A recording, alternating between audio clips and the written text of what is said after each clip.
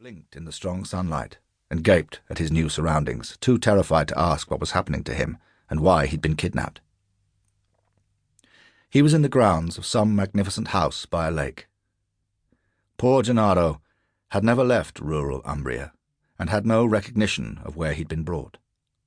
But he did faintly recognize the man who stood before him as the three thugs shoved and dragged him inside the big house, then threw him down on his knees on the hard marble floor. The man smiled down at him with an expression that was almost benevolent. Gennaro blinked up at him and struggled to remember where he'd seen him before. The stranger from the church. Now that Gennaro saw him more closely, he was even more confused. It was like looking into a mirror. They could have been identical twins. "What is your name?" the man asked. Gennaro Tucci," Gennaro managed to quaver. "Gennaro," the man said with a broad smile, "you are a gift from God."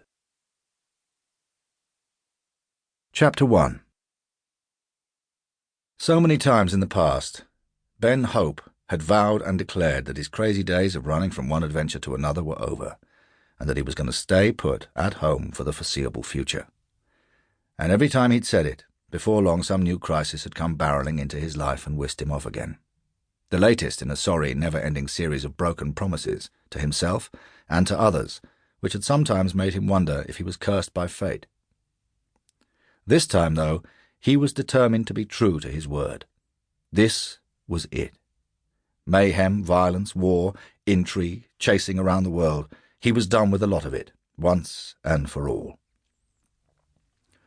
It wasn't so much that, as his long-time friend and business partner Jeff Decker sometimes joked, "We're getting too old for this shit."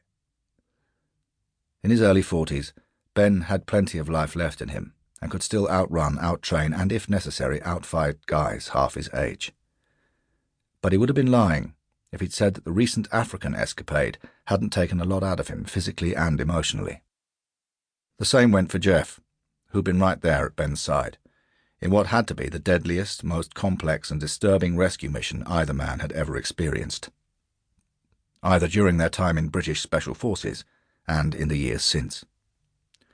Likewise for Tuesday Fletcher, the young ex-trooper who had not long since joined their small staff at the Laval Tactical Training Centre in rural Normandy, but already proved himself 10 times over to be a stalwart asset to the team and forged bonds of comradeship with Ben and Jeff that could never be broken.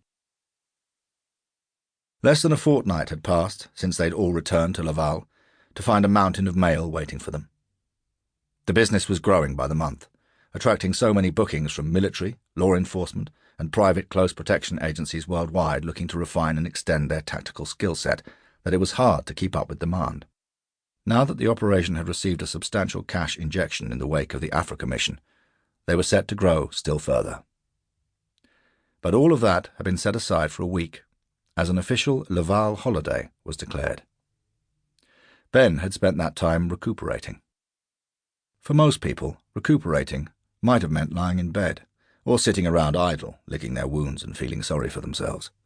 For Ben, it meant getting back into the punishing exercise routines he'd followed for most of his life, working back up to 1,000 push-ups a day, lifting weights, honing his marksmanship skills on Laval's pistol and rifle ranges, scaling cliffs, and sea kayaking off the Normandy coast, and going for long runs through the wintry countryside with Storm, his favourite of the pack of German shepherds that patrolled the compound.